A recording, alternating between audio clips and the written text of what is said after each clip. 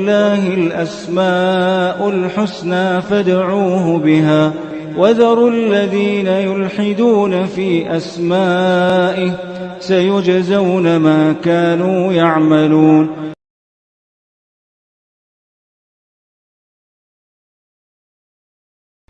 بسم اللہ الرحمن الرحیم الحمد للہ رب العالمین وبہ نستعین وصلی اللہ وسلم علی سید الانبیاء والمرسلین وعلی آلہ واصحابہ اجمعین ومن تبعہم بإحسان الی یوم الدین، اما بعد۔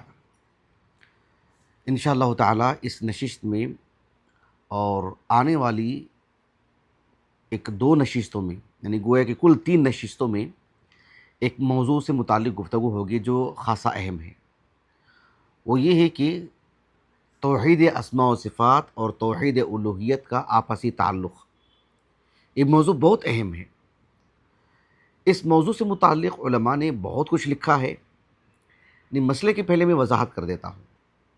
مسئلہ کیا ہے؟ مسئلہ یہ ہے کہ اللہ سبحانہ و تعالیٰ کی توحید ہے، اس توحید کو کتاب و سنت کی روشنی میں، کل نصوص کی روشنی میں استقراء کر کے اہل علم نے اس بات کو بتایا کہ توحید کی 3 قسمیں ہیں۔ ایک توحید الوہیت، ایک توحید ربوبیت، ایک توحید اسماء و صفات۔ تو توحید ربوبیت، توحید الوہیت اور توحید اسماء و صفات، یہ جو تقسیم ہے یہ کتاب و سنت سے ثابت شدہ ہے، اور استقراء سے یہی بات واضح ہوتی ہے۔ اس کی چوتھی کوئی قسم نہیں ہے۔ توحید حاکمیت وغیرہ جو ہے یہ ایک طرح کی، اس میں بھی ایک طرح کی بدعت ہے۔ توحید کی اقسام میں جو کتاب و سنت سے ایک ثابت شدہ چیز ہے اس میں اضافہ ہے، اور ہوى نفس کے شکار لوگوں نے ہی یہ اضافہ کیا ہے۔ مجھے جو بات بتانی ہے وہ یہ ہے کہ اللہ سبحانہ و تعالیٰ کی توحید الوہیت اور توحید و اسماء و صفات کا آپس میں بہت گہرا تعلق ہے۔ اللہ رب العالمین کی عبادت کے لیے ہم پیدا کیے گئے ہیں، یہ ہے توحید الوہیت، یعنی اللہ رب العالمین کا حکم ماننا، اللہ رب العالمین کا جو دین ہے صرف اسی کو تسلیم کرنا، اسی کے مطابق زندگی گزارنا۔ اللہ تعالیٰ نے یعنی جس طرح سے اپنی عبادت کا حکم دیا ہے رسول اللہ صلی اللہ علیہ وسلم کو بھیج کر کے، جو بندوں کو بتایا گیا ہے اسی طریق پر عمل کرنا، اللہ رب العالمین کی پسند اور ناپسند ہی کو ملحوظ رکھنا، یہ ہے توحید الوہیت۔ اللہ سبحانہ و تعالیٰ کا ہے کون؟ اللہ کا اپنا ایک تعارف ہے۔ اللہ سبحانہ و تعالیٰ کے اسماء ہیں، اسماء حسنہ، اللہ رب العالمین کی متعدد صفات ہیں، اللہ رب العالمین کی متعدد افعال ہیں، کتاب و سنت سے ثابت شدہ ہیں۔ ان سب کو تسلیم کرنا، جس طرح سے اللہ رب العالمین نے اپنے لیے بیان کیا ہے، جو لفظ اللہ رب العالمین نے اپنے لیے کہا ہے اس کا اپنا ایک معنی ہے، کیفیت ہم کو نہیں بتائی گئی۔ تو اللہ سبحانہ و تعالیٰ کے اسماء حسنہ کو ماننا، اس پر ایمان رکھنا، اس سے دعا کرنا، اللہ تعالیٰ کی صفات پر ایمان لانا وغیرہ وغیرہ، تو یہ دونوں لازم ملزوم ہیں۔ بات واضح ہو گئی؟ اب رہی بات توحید ربوبیت ہے، وہ بھی اصل ہے، وہ بھی اہم ہے، لیکن یعنی صرف توحید ربوبیت کی بنیاد پر کسی کو جنت نہیں ملے گی، صرف توحید ربوبیت کی بنیاد پر اللہ رب العالمین کی رضا وہ حاصل نہیں کر سکتا۔ ابھی میں اس کو سمجھاتا ہوں انشاءاللہ تعالی۔ یہ ہے مسئلہ۔ اس سلسلے میں ایک عرب عالم ہے جو توحید اسماء و صفات سے متعلق اللہ تعالیٰ کے فضل و کرم سے آپ کی بڑی بڑی بڑی عمدہ خدمت ہے، آپ کی متعدد کتابیں ہیں اور بہت غیور ہیں الحمدللہ۔ اللہ سبحانہ و تعالیٰ کی توحید الوہیت ہو، توحید اسماء و صفات ہو، اس کو بیان کرنے میں یا اس کے جو معارض جو یعنی نقطہ نظر جو امت میں عام ہے، خاص کر اشاعرہ وغیرہ، ان پر رد کرنے میں، علمی اعتبار سے رد کرنے میں ماشاءاللہ تعالیٰ یعنی ایک نمایاں عالم دین ہے ماشاءاللہ تعالیٰ اس باب میں۔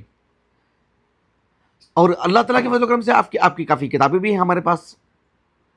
اس میں آپ کی ایک کتاب ہے کہ الاحتجاج بالآثار السلفیہ، الاحتجاج بالآثار السلفیہ علی اثبات الصفات الالہیہ والرد علی المفوضہ والمشبہہ والجہمیہ۔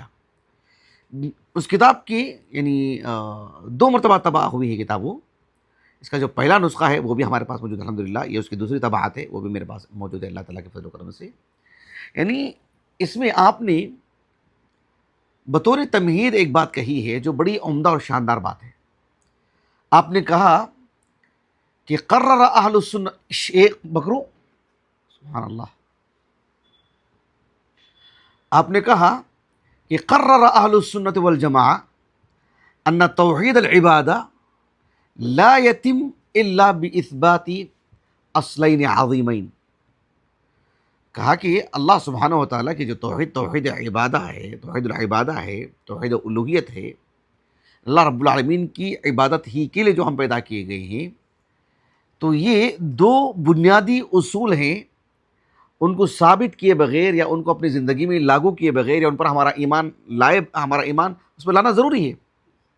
ہمارے ایمانیت کا اٹوٹ حصہ ہے. وہ دو بنیادی اصول ہیں، اس کے بغیر یہ چیز مکمل نہیں ہے. توحید عبادت دو بنیادی اصول ہیں، اس کے بغیر ممکن ہی نہیں کہ یہ مکمل ہو. کہا کہ ایک یہ ہے کہ اثبات صفات الکمال، اثبات صفات الکمال، اللہ سبحانہ و تعالیٰ کے سبھی صفات پر ایمان رکھنا. اللہ رب العالمین کی جو صفات ہیں، چاہے صفات اثبات میں ہو یا اللہ رب العالمین کے تعارف میں جس چیز کی نفی کی گئی ہے جس لفظ کے ساتھ، مجرد اسی اعتبار سے اس میں بھی حذف و اضافے کی کسی طور پر بھی گنجائش نہیں، اور نہ اس میں بھی تعویل کی گنجائش ہے، جس پر گفتگو ہو چکی ہے پچھلے دروس میں الحمدللہ. تو ایک ہے اثبات و صفات الکمال، اور یہ کس پر رد ہے؟ ردن علی اہل التعطیل، معطلہ پر رد ہے، جو اللہ رب العالمین سے متعلق یوں تعارف کرواتے ہیں کہ مطلب کوئی چیز ہے ہی نہیں. اللہ سبحانہ و تعالیٰ نہ دکھتا ہے، نہ روز قیامت اس کو دیکھ سکتے ہیں. اس دنیا میں تو نفی ہے ہی. جنت کی ایک عظیم نعمت ہے، اللہ رب العالمین کی سب سے عظیم نعمت ہے، لیکن اللہ رب العالمین کی رؤیت کا انکار. اللہ سبحانہ و تعالیٰ سنتا نہیں ہے، دیکھتا نہیں ہے، اللہ رب العالمین یہ نہیں کرتا، وہ نہیں، ہر طرح سے تعطیل کر کے رکھ دیا انہوں نے. سب چیزوں سے گویا کہ کچھ بھی ہے ہی نہیں. پھر کس کی عبادت ہو رہی ہے؟ سبحان اللہ. کس قدر مطلب گمراہ فرقہ ہے دیکھو یہ، نسأل اللہ العافیہ والسلامہ. اور کتنا دور کی گمراہی ان کو نصیب ہوئی ہے، نسأل اللہ السلامہ. تو اللہ سبحانہ و تعالیٰ کے حق میں سبھی صفات جو کتاب و سنت میں ثابت ہیں، قرآن مجید سے اور احادیث صحیحات سے، ان سب پر ایمان رکھنا. جس لفظ کے ساتھ جو تعارف کروایا گیا ہے، بغیر کسی تعویل کے، بغیر کسی تحریف کے، نہ اس میں تشبیہ کا کوئی معاملہ ہوگا، تشبیہ بھی نہیں ہوگی، اور نہ تعویل اور تمثیل اور تحریف کی بات ہوگی، بات واضح ہوگی، نہ تعطیل کی بات ہوگی. تو اس اعتبار سے اللہ سبحانہ و تعالیٰ کے سبھی صفات پر ایمان رکھنا ایک چیز، یہ ایک بنیادی اصل ہے. دوسرا بنیادی اصل یہ ہے کہ بیان ان المستحق للعبادہ اللہ سبحانہ و تعالیٰ، اور یہ کس پر رد ہے؟ رد علی المشرکین، کہ اللہ رب العالمین کی توحید الوہیت، کہ الہ صرف اللہ رب العالمین، اللہ سبحانہ و تعالیٰ کے رب ہونے پر ایمان رکھنا بہت اہم ہے. لیکن کل کا کل معاملہ یہ نہیں ہے. دنیا میں ہمارے ملک بھارت میں لے لیجئے، غیر مسلمین کی اتنی بڑی تعداد ہے، غیر مسلمین قطع نظر کہ وہ اس مذہب کے، اس مذہب کے، اس مذہب کے، غیر مسلمین، مسلمانوں کے، اسلام کے علاوہ کی بات کر رہا ہوں. ان میں سے کچھ ایسے ہیں جو کہتے ہیں کہ مطلب کچھ رب ہے ہی نہیں، معبود ہی نہیں ہے کچھ. ایسے تو چند لوگ ہیں، لیکن وہ بھی کہیں نہ کہیں جا کر کے پھنستے ہیں. لیکن جن کے پاس ایک معبود ہونے کا تصور ہے، وہ اللہ رب العالمین کے رب ہونے کو تسلیم بہت سارے لوگ کرتے ہیں. آپ کسی سے بھی پوچھیں، آپ کو کس نے پیدا کیا؟ اوپر والا. اوپر والے کی مہربانی، اوپر والے کا احسان ہے. الفاظ اپنے ہیں. یہ اور بات ہے کہ اوپر والے کا تعارف انہیں صحیح سے نہیں ہوا ہے. اسی لیے جب میں کسی مسلمان کی زبان سے سنتا ہوں نا اوپر والے کی مہربانی، اتنی تکلیف ہوتی ہے مجھے، اللہ کی قسم، اتنا صدمہ پہنچتا ہے، اور مجھے ایسے آدمی سے اتنی نفرت ہوتی ہے. اور میں کہیں سمجھتا ہوں کہ جو ہے مطلب اللہ رب العالمین نے اس بندے کو اتنا محروم کر کے رکھا ہے کہ اس کی زبان پر اللہ کا نام تک نہیں ہے. وہ اللہ کر کے نہیں بول سکتا ہے. اللہ سبحانہ و تعالیٰ کا احسان ہے، اللہ رب العالمین کی مہربانی ہے، اللہ رب العالمین کا جو ارادہ ہے میں اس پر راضی ہوں. اللہ رب العالمین کے اللہ کا نام کیوں نہیں آتا زبان پہ؟ اوپر والا کیا مطلب؟ تو اس کا مطلب کتنا محروم انسان ہے. اللہ نے اس کی زبان پر اپنا نام تک نہیں رکھا ہے، نسأل اللہ علیہ وسلم. تو غیر مسلمین میں یہ بات ہے. تو اللہ رب العالمین کے رب ہونے کو ماننا، یہ ایک مسلمان اور ایک غیر مسلم میں فرق کرنے والی چیز نہیں. مجرد اس بنیاد پر اللہ کی رضا حاصل نہیں ہو سکتی. مجرد اس کام کے لیے اللہ نے انبیاء کو نہیں مبعوث فرمایا ہے، اس کے لیے اللہ نے کتابیں نازل نہیں کی ہے، اس کے لیے جنت اور جہنم اللہ نے نہیں رکھی ہے کہ محض اللہ کے رب ہونے کو مان لیں۔ کتنا ہی نافرمان کیوں نہ ہو، انسان اللہ کے رب ہونے پر ایمان رکھتا ہے، اللہ نے اس کی شہادت دی ہے قرآن میں، 50 آیاتیں اس پر ہم نے تفصیلی درس دیا ہے اس پر۔ اللہ سبحانہ وتعالیٰ کے اسم الرب، اس سے متعلق الحمدللہ ہمارے 2 درس ہیں، اس میں دوسری نشست تو اسی پر صرف ہوئی ہے مکمل۔ تو بہرحال یہ 2 بنیادی اصول ہیں، ایک اللہ رب العالمین کے صفات کو تسلیم کرنا اور دوسرا اللہ رب العالمین کی توحید الوہیت۔ یہ دونوں مطلب یعنی بنیادی اصول ہیں۔ آپ دیکھو کہ شیخ یعنی ابو عبداللہ عادل ابن عبداللہ الحمدان، جن کی کتاب کا میں نے حوالہ دیا الاحتجاج بالآثار السلفیہ علی اثبات الصفات الالہیہ، اس کتاب میں آپ نے اس بات کو ذکر کیا ہے کہ جس شخص کو بھی دیکھیں، میں مسلمانوں کی بات کر رہا ہوں، یہ جو گفتگو ہو رہی ہے کس کی گفتگو ہو رہی ہے؟ غیر مسلم سے متعلق نہیں، ہاں جی اہل قبلہ، ان کی بات ہو رہی ہے کہ جو شخص بھی اللہ سبحانہ و تعالیٰ کے توحید اسماء و صفات میں یعنی اہل السنہ کے نہج پر نہیں ہے، صحابہ کے نہج پر نہیں ہے، اہل السنہ صحابہ کے نہج پر یا اہل السنہ کے نہج پر، یوں سمجھ لیں کہ وہ سلفی نہیں ہے اس باب میں، اللہ سبحانہ و تعالیٰ کی صفات میں جس کسی نے بھی تعویل کی ہے، جہاں بھی آپ تحریف دیکھیں گے، جہاں بھی انحراف دیکھیں گے، جہاں بھی خلل دیکھیں گے جس شخص میں بھی، وہ توحید الوہیت میں بھی اس میں خلل رہے گا۔ یہ بہت گہری بات ہے۔ توحید اسماء و صفات میں جس میں خلل واقع ہوگا، جس بندے میں خلل واقع ہوگا، لازمی طور پر توحید الوہیت میں خلل واقع ہوگا۔ اللہ اکبر، سبحان اللہ، کتنی بڑی بات ہے، متوجہ ہو رہی؟ آپ دیکھو کہ ہم جس ملک میں رہتے ہیں، عرب ممالک میں بھی ہیں، بالذات سعودی عرب کی اگر بات کریں تو خالص اہل السنہ والجماعہ کا مطلب بادشاہوں سے لے کر کے، وزراء سے لے کر کے، رعایا سے لے کر کے، یہ سب اللہ رب العالمین کی خصوصی انعام ہے ان پر۔ وہاں کے علماء اور وہاں کے جو یعنی عمراء نے جو اللہ تعالیٰ کے فضل و کرم سے اہل السنہ والجماعہ کے جو نہج کو باقی رکھے ہیں باذن اللہ تعالیٰ، یہ اللہ تعالیٰ کا بہت بڑا فضل ہے، بہت بڑا انعام ہے ان پر۔ اللہ تعالیٰ اس مملکت توحید کو اللہ تعالیٰ اس کی خصوصی حفاظت فرمائے۔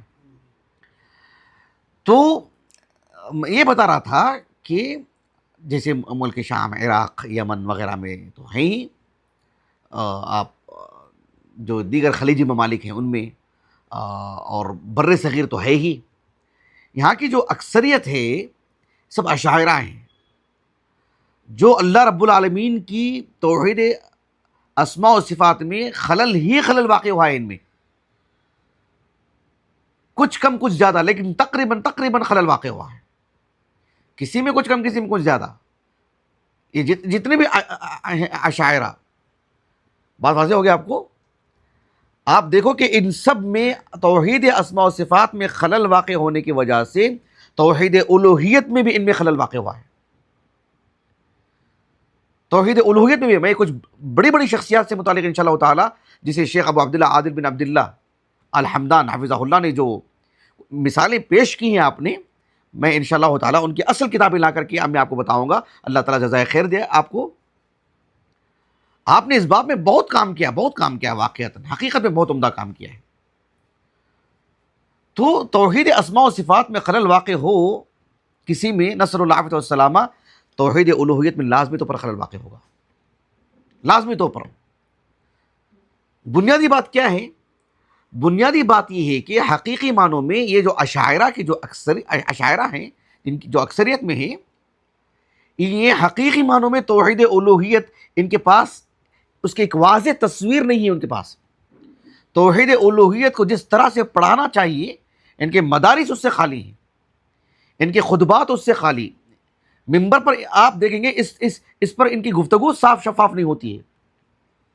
توحید الوہیت کی بات کر رہا ہوں، اسی لیے توحید اسماء و صفات میں خلل کا یہ نتیجہ نکلا کہ توحید الوہیت میں خلل۔ اللہ سبحانہ و تعالیٰ کی توحید ربوبیت ہے نا، وہی ان کے پاس اصل توحید۔ توحید ربوبیت میں کسی میں شرک ہے تو وہی ان کے پاس شرک، وہی ان کے پاس مشرک۔ اب بھلا بتائیے، اللہ رب العالمین کی جو خالقیت ہے، اللہ سبحانہ و تعالیٰ جو پوری دنیا کو، پوری کائنات کو جو پال رہے ہیں، وَمَا مِن دَابَّةٍ فِي الْأَرْضِ إِلَّا عَلَى اللَّهِ رِزْقُهَا، اس تناظر میں کوئی شخص کہے، کوئی غیر مسلم کہتا ہے یا کوئی شخص کہتا ہے کہ جس طرح سے اللہ تعالیٰ کسی کو پیدا کیا ہے، فلاں بھی پیدا کیا ہے، فلاں بھی پیدا کرتا ہے، یا اللہ سبحانہ و تعالیٰ کی خالقیت میں کسی کو شریک کرتا ہے، تو وہی مشرک ان کے پاس الوہیت سے متعلق نہیں، ربوبیت میں کوئی شریک ٹھہراتا ہے اللہ رب العالمین کی، تو وہاں ان کو احساس ہوتا ہے کہ یہ شرک ہے۔ اسی لیے توحید الوہیت پر جو زور دینا چاہیے، ان کے مدارس، ان کے مساجد، ان کے منبر و محراب، ان کی کتابیں، اس باب شفافیت نہیں، توحید الوہیت کی بھی بات بتا رہا ہوں، جو نزاکت، جو حساسیت، جو غیرت توحید الوہیت کو نہیں چاہیے۔ آپ سلفی علماء کو لے لیجیے، دنیا بھر میں ائمہ حرمین سے لے کر کے دنیا بھر کی سبھی مساجد جو سلفی مساجد ہیں، صبح و شام کے دروس لے لیجیے، ہفتہ واری دروس لے لیجیے، خطبات جمعہ لے لیجیے، کتابیں لے لیجیے، چھوٹی چھوٹی کتابیں لے لیجیے، علماء تو علماء، سلفی عوام کی مجلسوں کو لے لیجیے، توحید الوہیت، توحید اسماء و صفات بنیادی چیز، توحید اسماء و صفات میں اللہ تعالیٰ کے فضل و کرم سے خلل نہیں ہے، تو اللہ تعالیٰ کے فضل و کرم سے الحمدللہ توحید الوہیت میں بھی خلل نہیں۔ توحید الوہیت ہے اور توحید اسماء و صفات ہے، توحید اسماء و صفات ہے تو توحید الوہیت ہے۔ تو توحید ربوبیت میں کوئی شریک ٹھہراتا ہے، تب جا کر کے ان کے پاس مشرک۔ اللہ سبحانہ و تعالیٰ کے اسماء و صفات کو تسلیم کرنا، اللہ تعالیٰ کی صفات کو، صفات باری تعالیٰ پر ایمان رکھنا جیسے صحابہ کا ایمان تھا، اس طرز کا کسی نے ایمان اختیار کیا ہو صفات باری تعالیٰ سے متعلق، تو وہ ان کے پاس خلل، وہ ان کے پاس مشرک، وہ ان کے پاس شرک۔ متکلمین کے پاس انشاءاللہ تعالیٰ کسی مناسبت سے متکلمین کی جو اصطلاح ہے، اس پر کبھی میں روشنی ڈالوں گا انشاءاللہ تعالیٰ۔ متکلمین اشاعرہ جو ہیں، ان کے پاس توحید ہے نا، توحید کی ان کے پاس بھی تقسیمات ہیں، لیکن ان کی تقسیم آپ ذرا دیکھو اور اس کے نتائج دیکھو، جس سے ان کے مقاصد معلوم ہوتے ہیں اور بصیرت سے کتنا محروم ہے وہ معلوم ہوتا ہے۔ ان کے پاس کیا ہے؟ یعنی ان کے پاس توحید، التوحید فی ذات اللہ، کیا ہے التوحید؟ کیا مطلب اس کا مطلب یہ ہے کہ ان کے اپنی زبان میں کہ مطلب یہ کہ توحید فی ذات اللہ کا مطلب یہ کہ اس میں ترکیب نہیں ہے، اس میں تبعیض نہیں ہے، اس میں تجزؤ نہیں ہے۔ الفاظ بظاہر ایک تو پیچیدہ، یہ کبھی بھی صاف شفاف الفاظ میں توحید بیان کرتے ہی نہیں ہیں، ایسے الفاظ کہ اس میں توحید ترکیب نہیں، اس میں تبعیض نہیں، اس میں تجزؤ نہیں، سامنے والا آدمی یہ سمجھے گا کہ بھی میرے تو کچھ سمجھ میں نہیں آ رہا ہے، اور یہ چاہتے بھی ہیں کہ سمجھ میں نہ آئے اس کو۔ لیکن توحید فی ذات اللہ کا مطلب کیا ہے؟ ان کا مطلب یہ ہے کہ التوحید فی ذات اللہ مطلب ہے کہ الا قسم اللہ، مطلب ہے کہ اللہ سبحانہ و تعالیٰ کی توحید کو بیان کرنے میں، التوحید فی ذات اللہ کو بیان کرنے میں ان کو مقصود کیا ہے؟ ان کو مقصود یہ ہے کہ اللہ رب العالمین کے لیے عین، اللہ کے لیے جو دو آنکھ ہے وہ بہرحال اس کی نفی۔ اللہ سبحانہ و تعالیٰ دیکھتا ہے، نظر الہ جب آتا ہے تو آنکھ سے دیکھنے کے لیے ہی آتا ہے، غور و فکر کے لیے نہیں آتا، آنکھ سے ہی دیکھنے کے لیے آتا ہے، غور و فکر کے لیے بھی آتا ہے لیکن آنکھ سے دیکھنے کے لیے ہی آتا ہے جب نظر الہ ہو۔ اس پر جب اللہ رب العالمین کی صفت نظر پر گفتگو ہوئی تب میں نے تفصیل سے اس بات کو بتایا میں نے الحمدللہ اہل علم کے اقوال کی روشنی میں۔ تو اللہ سبحانہ و تعالیٰ کے لیے صفت عین، عینان، اللہ رب العالمین کے لیے دو ہاتھ، اللہ رب العالمین کی جو صفات ذاتیہ ہیں، صفت الوجہ ہے، کما یلیق لشأنی، ان سب کی تعویل کیوں؟ التوحید فی ذات اللہ، مقصود کیا ہے؟ اس میں ترکیب نہیں ہے، مطلب کئی چیزوں کا مرکب ہے یہ، پھر جو مطلب اجزاء اس میں بیان کیے جا رہے ہیں، ایک ایک جز بیان کیا جا رہا ہے، سبحان اللہ پیچیدہ کر کے رکھ دیا انہوں نے مسئلے کو۔ اللہ سبحانہ و تعالیٰ کی جو صفات ہیں، صفات سے متعلق جب بات اثبات کی آتی ہے تو اس میں تفصیل کو ملحوظ رکھنا چاہیے، جب بات نفی کی آتی ہے تو اس میں اجمال کو ملحوظ رکھنا چاہیے، مجمل گفتگو ہونی چاہیے۔ یہی اہل السنہ کا نقطہ نظر ہے، جبکہ ان کے پاس بالکل عکس۔ اللہ رب العالمین کے الصفات المثبتہ کی اگر بات کریں، اس بات میں اگر بات کرتے ہیں تو 1 2 3 4 5 6 7 مطلب اللہ سبحانہ و تعالیٰ کی صفات سے متعلق 5 6 الفاظ اس بات میں. نفی میں یہ نہیں یہ نہیں یہ نہیں یہ نہیں، یہ لازم آئے گا، یہ لازم. تنزیح کے نام پر اللہ رب العالمین کی کل صفات کا انہوں نے انکار کر کے رکھ دیا سوائے کچھ ایک.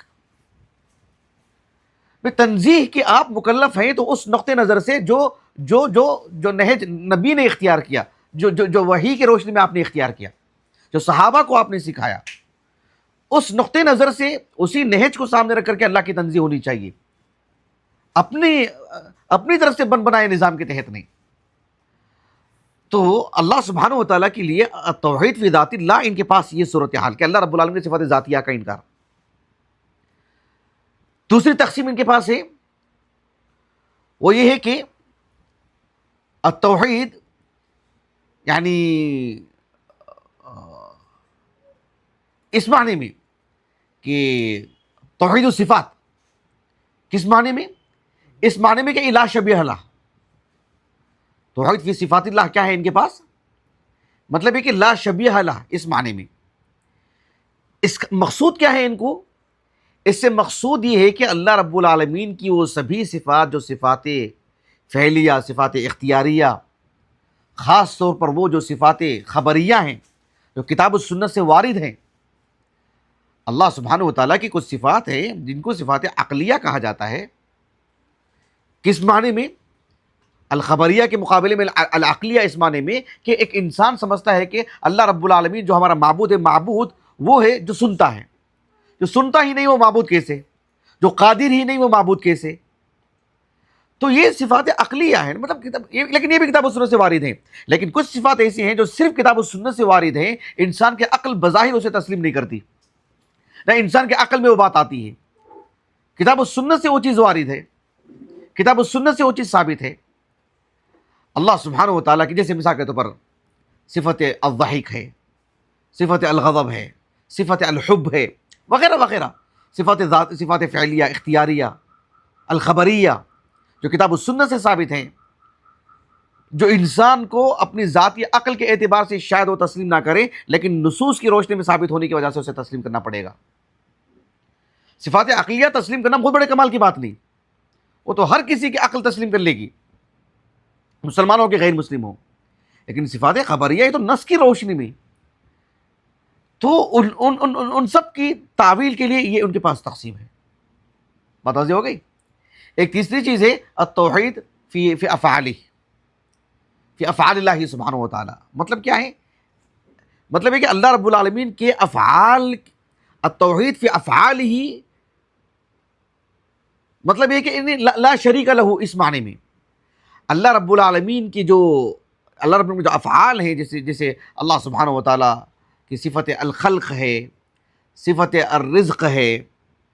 تو اللہ سبحانہ و تعالیٰ کا جو کائنات میں جو تصرف ہے، جو تدبیر اللہ سبحانہ و تعالیٰ کرتے ہیں، تو کہا کہ اس میں کوئی کسی کو شریک ٹھہراتا ہے، ایسے تو لوگ بہت کم ہیں جو اللہ سبحانہ و تعالیٰ سے متعلق یہ عقیدہ رکھتے ہوں کہ اللہ رب العالمین کا کائنات میں جس طرح کا تصرف ہے اس طرح سے میرے معبود کا بھی تصرف ہے، یا فلاں اور فلاں کا بھی تصرف ہے. مکمل طور پر اس نقطۂ نظر سے اللہ سبحانہ و تعالیٰ کی توحید ربوبیت میں کسی کو شریک ٹھہرانے سے وہ ان کے پاس مشرک. سمجھ رہے اس بات کو آپ؟ کس قدر خطورت ہے دیکھو اس میں. اللہ رب العالمین کی توحید الوہیت کی بات کریں تو سبحان اللہ یہ اصل شرک ہے، جس کے لیے انبیاء علیہ السلام مبعوث کی گئی، جس کے لیے نوح علیہ السلام سے اللہ کے رسول تک آئے، جس کے لیے بدر، احد اور جو ہے مطلب یہ سب جو معاملات جو غزوات ہوئے ہیں سب اس کے نتیجے میں ہوئے. توحید الوہیت کی بنیاد پر اجعل الالہۃ الہ واحدہ لا رب الا اللہ، یہ ہے ہمارا کلمہ لا الہ الا اللہ. من ربک جو سوال ہوگا اس کا مقصود کیا ہے؟ ما دینک، یہ اصل مقصود ہے. من نبیک، یہ اصل مقصود ہے. جس نے تمہارا رب اگر اللہ ہے تو تمہارا دین کیا ہونا چاہیے تھا، عبادت کیسی ہونی چاہیے تھی، عبادت کس طرز پر ہونی چاہیے تھی. تو اسے الہ کیوں نہیں مانا آپ نے؟ اللہ کا اگر رب اللہ تمہارا ہے تو تم نے اسے الہ کیوں نہیں مانا؟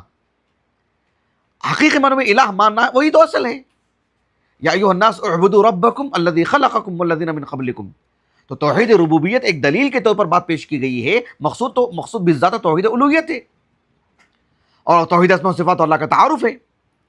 تو اللہ سبحانہ و تعالیٰ کا جو تعارفی اعتبار سے اسماء و صفات میں جہاں خلل واقع ہوگا، توحید الوہیت میں خلل واقع ہوتا ہی ہے۔ عالمی سطح سے اور ہمارے ملک بھارت کے اعتبار سے بھی کچھ اصحاب علم کے حوالے سے جو اشاعرہ ہیں، کچھ میں مثالیں میں آپ کے سامنے رکھوں گا انشاءاللہ تعالیٰ۔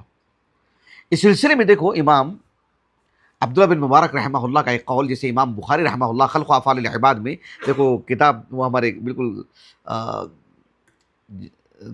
دروازے کے پاس رکھی ہوئی تھی کتاب، وہ میں بھول گیا کتاب، وہ امام بخاری رحمہ اللہ کے خلق و افعال العباد، اس میں امام بخاری رحمہ اللہ امام عبداللہ بن مبارک رحمہ اللہ کا ایک قول ذکر کی ہے اپنی سند سے۔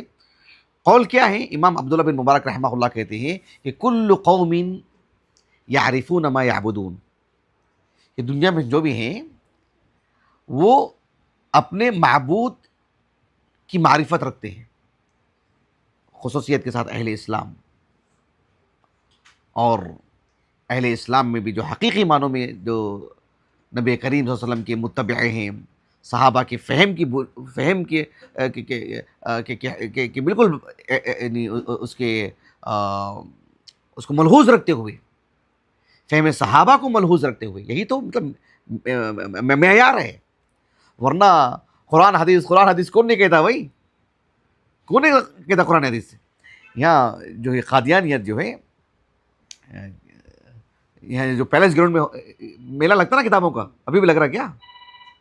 سال حاصل ابھی بھی لگ رہا کیا؟ پہلے آپ لوگ جاتے تھے شاید، میں بھی گائے بگائے جاتا تھا دیکھنے کے لیے۔ تو وہاں ایک بڑا سنٹر، اس سے بھی بڑا حصہ عام مسلمانوں کی جو دکانیں ہیں، کتابوں کی دکانیں چھوٹی چھوٹی، قادیانیت کو تو اس سے بھی بڑا، اس میں دیکھو کہ مستقل اس طرح کی 5-6 کتابیں وہاں پر رکھی ہوئی ہیں، اور قرآنی آیات اور احادیث کے صفحات، صحیح بخاری سے، صحیح مسلم سے، کتب ستہ سے۔ میں گیا تو مجھے دارقطنی سے کچھ صفحات دکھا رہے تھے کہ ان سب حدیثوں سے یہ ثابت ہو رہا ہے۔ آپ اندازہ لگو کہ قادیانی تک جو ہے مطلب قرآن حدیث بقیہ کا چھوڑیے، تو جن پر پورے اہل اسلام کا اتفاق ہے کہ وہ خارج اسلام ہیں، ان کی یہ صورتحال ہے۔ تو قرآن حدیث کا نعرہ لگانا، اس بنیاد پر بات کرنا، وہ اصل نہیں ہے، فہم صحابہ معیار ہے۔ اللہ کے رسول صلی اللہ علیہ وسلم کے صحابہ وہ معیار ہیں، ان کا فہم معیار ہے، ان کی طرح ایمان لانا، ان کی طرح عبادت، ان کی طرح ذکر و اذکار، ان کی طرح دین کو سمجھنا، ہر باب میں، ہر پہلو میں، سبھی کوئی چیز خارج نہیں ہے، دین کے ہر پہلو سے صحابہ کا فہم معیار ہے۔ تو ایسے ہوئے صحابہ رضی اللہ عنہ اجمعین کو جو اللہ کی معرفت تھی، اللہ سبحانہ و تعالیٰ کے اسماء و صفات کا جو علم تھا، اور اس بنیاد پر جو اللہ کی عبادت کرتے تھے، تو وہ ہونا چاہیے کہ کل قوم یعرفون ما یعبدون الا الجہمیہ۔ ایک قول جسے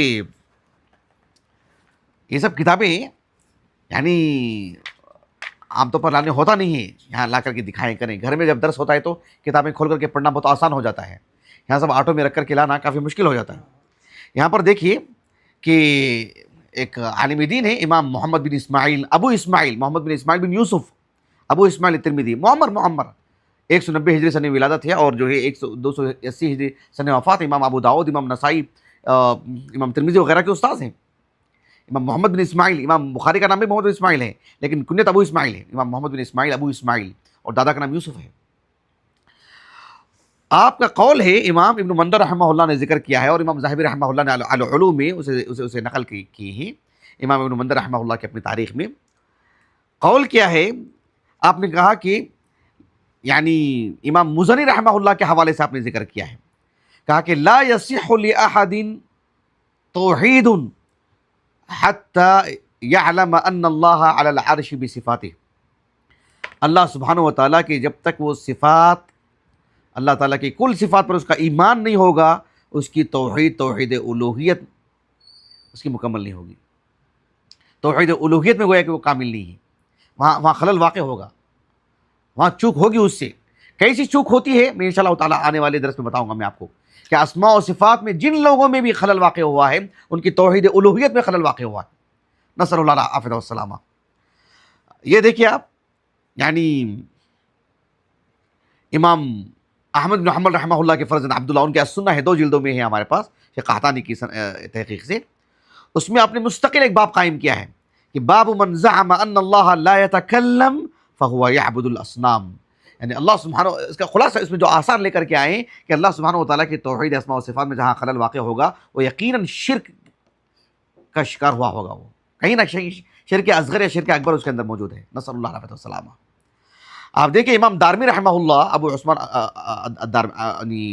ابو سعید الدارمی رحمہ اللہ، ابو سعید الدارمی رحمہ اللہ کی بات کر رہا ہوں، تو آپ نے جو جامعہ پر جو رد کیا ہے بشر المریسی پر، کافی ضخیم کتاب، مجلد ہمارے پاس ہے الحمدللہ، اس میں آپ نے کہا کہ والعجب من المریسی صاحب هذا المذهب انه يدعي توحید اللہ بمثل هذا المذهب وما اشباهه وقد عطل جمیع صفات الواحد الاحد۔ آپ نے کہا کہ یہ شخص اس بات کا دعویٰ کرتا ہے کہ توحید الوہیت میں یہ مکمل ہے، جبکہ توحید اسماء و صفات میں یہ ناکام ہو چکا ہے، خلل ہی خلل واقع ہو چکا ہے اس میں، اور ایسا شخص توحید الوہیت میں مکمل ہونے کا دعویٰ کرتا ہے، کیسے ہو سکتا ہے؟ اس طرح کے اقوال تو بہت ہیں، یعنی اس سلسلے میں جیسے بتا رہا ہوں نا کہ آپ کو کہ اقوال تو بہت ہیں، انشاءاللہ تعالی کچھ اقوال میں آنے والے درس میں بھی ذکر کروں گا، اور کچھ مثالیں میں آپ کو دوں گا کہ جن اصحاب علم نے بھی توحید اسماء و صفات میں خلل واقع ہوا ہے، توحید الوہیت میں خلل واقع ہوا ہے، وہ کہیں نہ کہیں شرک میں کہیں نہ کہیں گھرے ہوئے ہیں، نسأل اللہ العافیہ والسلامہ۔ اللہ تعالیٰ کے فضل و کرم سے دنیا بھر میں کتاب و سنت پر عمل کرنے والے وہ لوگ، اور کتاب و سنت پر صحابہ کے فہم کی بنیاد پر عمل کرنے والے لوگ، آپ دیکھیں گے کہ توحید اسماء و صفات میں چونکہ وہ باذن اللہ تعالیٰ، اللہ تعالیٰ کے فضل و کرم سے صحیح ہیں، تو اللہ سبحانہ و تعالیٰ نے انہیں توحید الوہیت میں مکمل رکھا ہے، الحمدللہ الحمدللہ حمدا کثیرا۔ اسی لیے ہم دیکھتے ہیں کہ سلفی حضرات میں شرک کہیں نہیں، وجہ کیا؟ یہ دونوں چیزیں لازم ملزوم ہیں۔ انشاءاللہ تعالیٰ بقیہ گفتگو آنے والے درس میں کرتے ہیں انشاءاللہ۔ اللہ تعالیٰ سے دعا ہے کہ اللہ رب العالمین ہمیں توحید اسماء و صفات، توحید الوہیت، توحید ربوبیت، ان سبھی میں توحید کو ملحوظ رکھنے کی توفیق عطا فرمائے، اور صحابہ کا جس طرح سے ایمان تھا، جسے معیار کے طور پر کتاب و سنت میں پیش کیا گیا ہے، اللہ تعالیٰ ان کے معیار کے مطابق ہمیں ایمان لانے کی توفیق عطا فرمائے، اور دین کے سبھی شعبہ جات میں اللہ تعالیٰ ہمیں انہی کے نقش قدم پر رکھے۔ سبحانک اللہم وبحمدک اشہد ان لا الہ الا انت استغفرک واتوب الیک۔